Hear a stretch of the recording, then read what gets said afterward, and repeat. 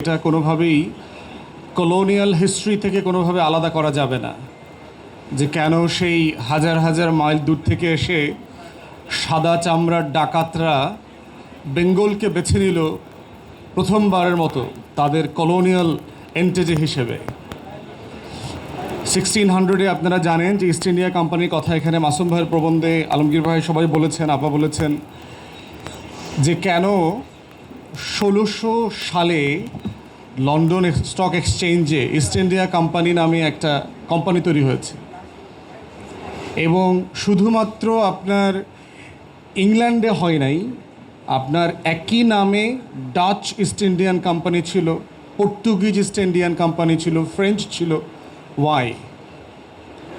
এবং এই গোড়ায় যদি আমাদের তরুণরা, বিশ্ববিদ্যালয়ের শিক্ষার্থীরা হাত না দেয়, ইতিহাসের এই জায়গাতে যদি নিজেদেরকে কানেক্ট না করে, তাহলে হচ্ছে ভবিষ্যৎকে বিনির্মাণ করবার যে লড়াই, যেটা আমরা নতুন বন্দোবস্ত আকারে বারবার বলছি, সেটা আসলে করা সম্ভব হবে না। 1600-এ পৃথিবীর যে অর্থনীতি ছিল সারা দুনিয়ার, সেই অর্থনীতির ক্লোজ টু 30%, 30% মতো জিডিপি উৎপাদন করত আমার এই বাংলা। এই বাংলা মানতে শুধু আজকের বাংলাদেশ না, পশ্চিম বাংলা, আসাম, এগুলো সব মিলায় যে সুবা বাংলা যেটাকে বলা হয়, হিস্টোরিক বেঙ্গল।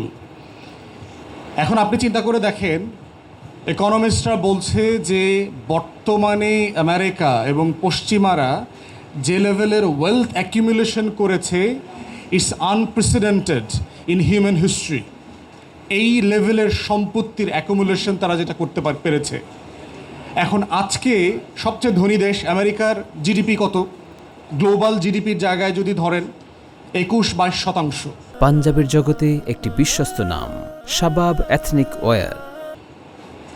মানে মানব সভ্যতার ইতিহাসে সবচেয়ে বড় অর্থনীতির সাইজ এই 2025 সালের যে গ্লোবাল জিডিপি, সেখানে আজকের নাম্বার 1 ইকোনমির আপনার জিডিপির সাইজ হচ্ছে গ্লোবাল স্ট্রেংথে 21-22%।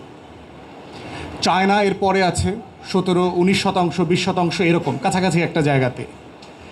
তাহলে আপনারা চিন্তা করে দেখেন যে আমরা 1600 সালে আমার বেঙ্গলের জিডিপি ছিল গ্লোবাল ওয়েলথের 30%। তাহলে এখন বুঝতে পারছেন সাদা চামড়ার চোর ডাকাতগুলো কেন ইস্ট ইন্ডিয়া কোম্পানি বানিয়েছে, এবং ইউরোপের এক দেশে না, সব দেশে। এবং এই চোরেরা কিন্তু আবার ইন্ডিয়া দেশে যুদ্ধ করতো, নিজেরা যুদ্ধ করতো। ফ্রেঞ্চ, পর্তুগিজ, ডাচ, ইংলিশ সবাই মিলে নিজেরা যুদ্ধ করছে আমার এই সোনার বাংলার যে সোনার খনি ছিল, সেই খনির দখল নেবার জন্য। তাহলে এখন এই সম্পত্তির আলোচনাটা এই কারণে গুরুত্বপূর্ণ, দুইটা জিনিস বোঝা, যে বাঙালি মুসলমানের যে জাগরণের প্রশ্ন আসছে। তাহলে তখন তো আমরা তো মুসলমান ছিলাম তো এলাকায়, আমরা তো সাডেনলি হুট করে আইসা তো এখানে মানে বিদেশ থেকে ওই ইস্ট ইন্ডিয়া কোম্পানির জাহাজে করে তো আসি নাই, আমরা তো মুসলমানই ছিলাম ওইখানে, এই অঞ্চলে মেজরিটি তখনও মুসলমান ছিল। তাহলে এখানে কিছু একটা তো ছিল, মানে আমার শুধু অর্থনীতি ছিল, আমার কি তাহলে সভ্যতা ছিল না? আমার জ্ঞান বিজ্ঞান ছিল না? আমার যদি অনেক টাকা থাকে, আমার দেখবেন একটা অ্যাকাউন্টেন্ট, দেখবেন আপনি যদি খাতুনগঞ্জে যান, চিরঙের রিয়াজউদ্দিন বাজারে যান, বলা হয় যে লুঙ্গির ভিতরে শত শত কোটি টাকার মালিক তারা। বন্যা হয়েছে, পানিতে ডুবে গেছে খাতুনগঞ্জের বাজারে, বস্তা ভরা ভরা টাকা পানিতে ভাসতেছে।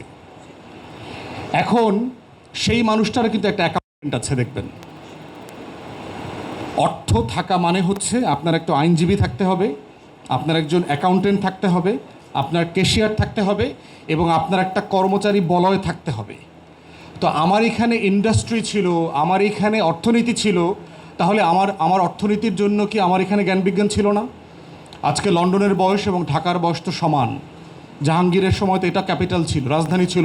তো রাজধানী কি বনে জঙ্গলে গিয়ে কেউ রাজধানী বানায়? মুঘল এম্পায়ার আইসা যে ঢাকাকে রাজধানী বানাইলো, তো রাজধানী বানানোর একটা ন্যূনতম অর্থনৈতিক, সামাজিক, সভ্যতাগত একটা কাঠামো থাকতে হবে না? একটা মিডল ক্লাস থাকতে হবে তো শহরের। তা না হলে তো আপনি রাজধানী বানাইতে পারবেন না। আপনি গিয়ে তো ভোলাকে রাজধানী বানাইতে পারবেন না, কারণ ওইখানে গ্যাস আছে। আপনি কক্সবাজারকে গিয়ে তো রাজধানী বানাইতে পারবেন না, কারণ ওখানে সমুদ্র সৈকত আছে। অতএব রাজধানী কেন বানিয়েছে মুঘল এম্পায়ার, এটার সাথে অর্থের সম্পর্ক আছে, এবং আমার সিভিলাইজেশনাল, আমার সভ্যতাগত ভ্যালু সিস্টেমের কানেকশন আছে।